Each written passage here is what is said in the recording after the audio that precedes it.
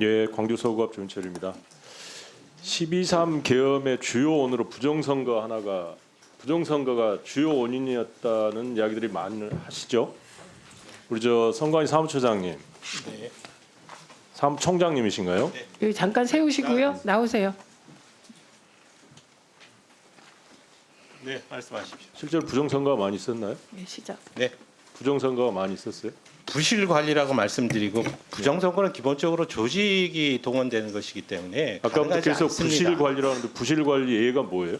지금 말씀드린 대로 예를 들어서 21대 국회의원 선거에서 벌어졌던 일장기 투표지, 예. 그다음에 뭐 배치뉴 투표지, 뭐 정상적이지 그 간격이 다르다든가 이런 정상적인 투표지가 정상적인 형태의 투표지와 다른 투표지가 발견됐다는 겁니다. 그게 지금 직원 채용 비리하고 관련이 깊습니까?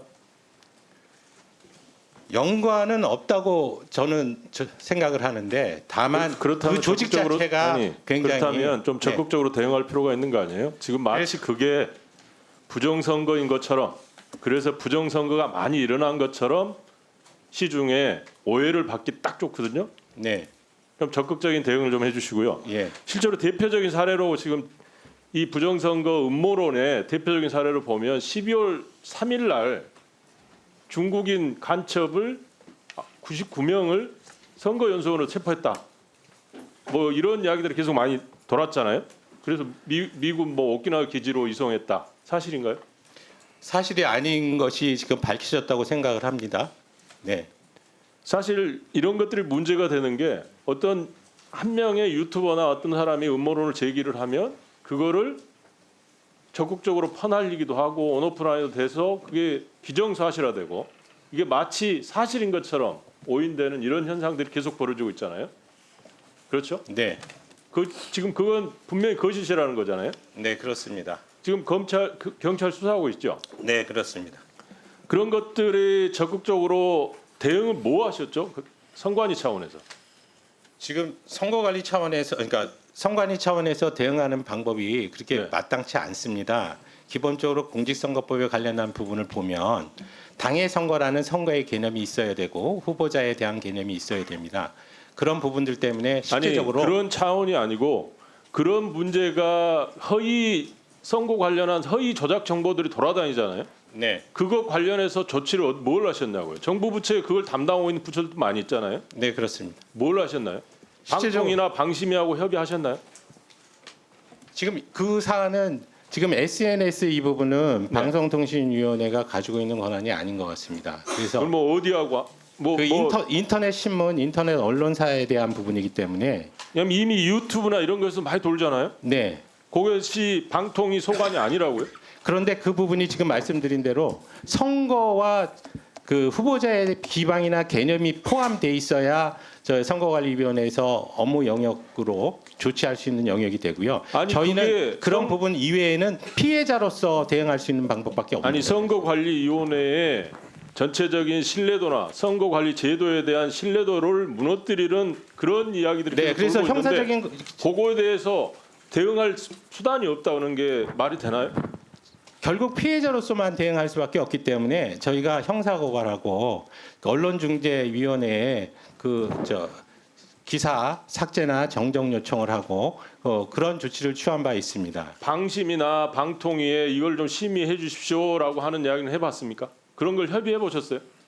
또 말씀드리지만 안 인터넷 그러니까 안 신문하고 하셨죠. SNS는 일단 방송법의 그 규제 대상이 아닌 것으로 알고 있습니다. 예. 조성훈 처장님, 우리 사무총장님 말씀 맞나요? 그러면 SNS에 마음대로 돌아다니는 허위 저작 정보는 관련이 없다. 방통위의 소관이 아니다. 그런 이야기예요? 아니 그런 부분에 대해서 이게 방심위에서 뭐 통신심이나 이런 거는 할수 있는 방통이나 거 아닙니까? 방심이나 똑같은 지금 방송 관련한 심의를 하고 있는 것이잖아요. 근데 유튜브에 허위 저작 정보가 돌아다니는 거를 방통위의 소관이 아니다라고 이야기하시는 거예요? 아니 방심위 뭐에서 심의는 가능한 거 아닌가 싶습니다. 예. 들으셨죠?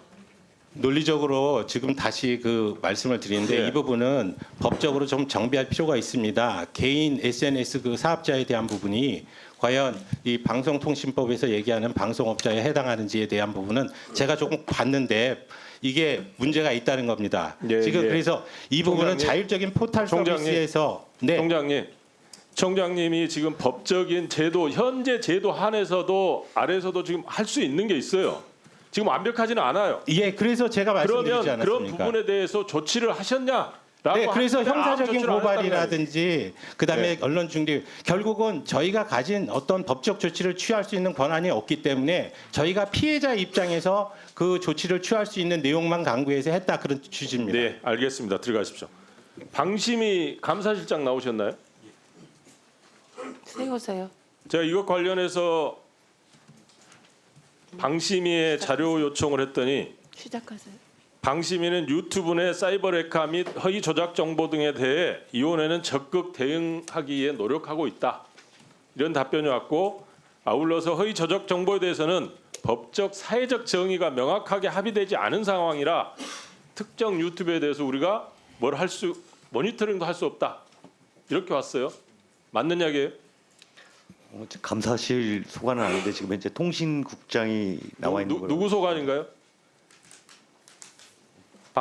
방심이 다른 분 안 나오셨어요? 잠깐 세우세요. 저 조인철 의원님, 네, 방심위 사무총장이나 통신국장을 나오라고 하고 들어가십시오. 그리고 이거 세워주고. 네. 사무처장 나오셨나요? 네, 잠시만요. 통신심의 국장입니다. 잠시만요. 조인철 의원님 네. 사무총장에게도 물으시겠습니까? 방심 사무총장 나오셨어요? 네, 나오셨습니다. 아 그래요? 명단이 없던데? 그래서 감사실장 부르는 건데? 예, 방심위 사무총장은 당연히 나와야 되기 때문에 증인 신청을 안 한 것입니다. 예, 그러면 방심위 사무총장 나와 계시죠? 예, 아니 나오세요. 사무총장이 그걸 파악 못하시면 어떡합니까? 예, 두 분께 질의하시면 되겠습니다. 자, 시작하시죠. 시작하면. 네. 자 명확하지 않아서 상황이어서 어떤 모니터링도 할 수 없다. 이런 답변이 왔어요. 맞는 이야기예요?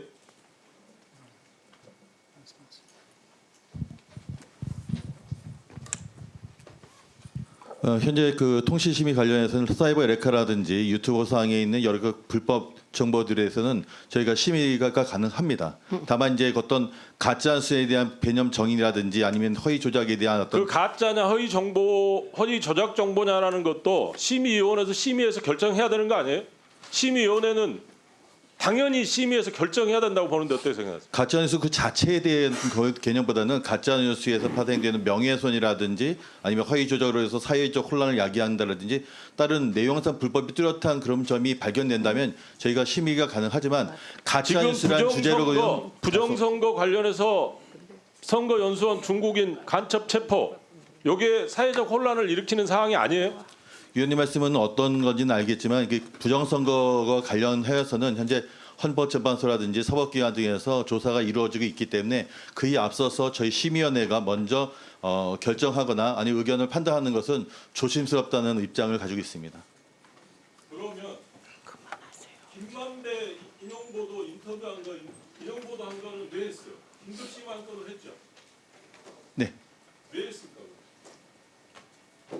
그 위원님께서 그때 결정하실 때 사회적 혼란을 현재 야기하는 내용으로 판단하신 걸로 알고 있습니다. 그럼 이건 사회적 혼란이 아니에요? 이 사안 부정선거 관련해서는 현재 사회적 혼란이고 이것이 사회적 혼란이 훨씬 커 보이는데 이거는 빼고 그때는 하고 그때가 달라지나요? 방심이는? 그렇지 않습니다. 그 총장 답변을 기본적으로 이러한 판단은 심의위원들의 판단에 따릅니다. 그래서 그 당시에는 그렇게 판단을 하셨고 이번 사안과 관련해서는 현재 그걸 판단을 내릴 수 있는 수사나 사법기관의 조처가 먼저 선행돼야 된다고 실무자들은 판단하고 있습니다. 저기 통신국장 잠깐만요. 방심위에서 가짜뉴스 심의센터 만들었죠? 네 과거에 있었습니다. 그때 찬성했어요, 반대했어요? 저는 그때 다른 데 교육 파견이 있었기 때문에 자리에 있지 않았습니다. 그러면 가짜뉴스 심의센터 만든 거 말이 안 되는 짓을 한 거네요? 지금 답변에 따르면? 그때 현장에 있지 않았기 때문에 그 아니요. 배경에 답해 대해서는 보세요. 가짜뉴스 허위 조작 정보 규정이 없는데 어떻게 심의센터를 만듭니까? 일관되게 답변하세요. 말도 안 지금 그렇게 답변해야죠. 심의센터는 무리였다 이렇게. 그래야 쪼막한 답변이 일말의 신뢰라도 가지 않겠습니까? 들어가시고요. 그렇게 답변하시면 안 돼요.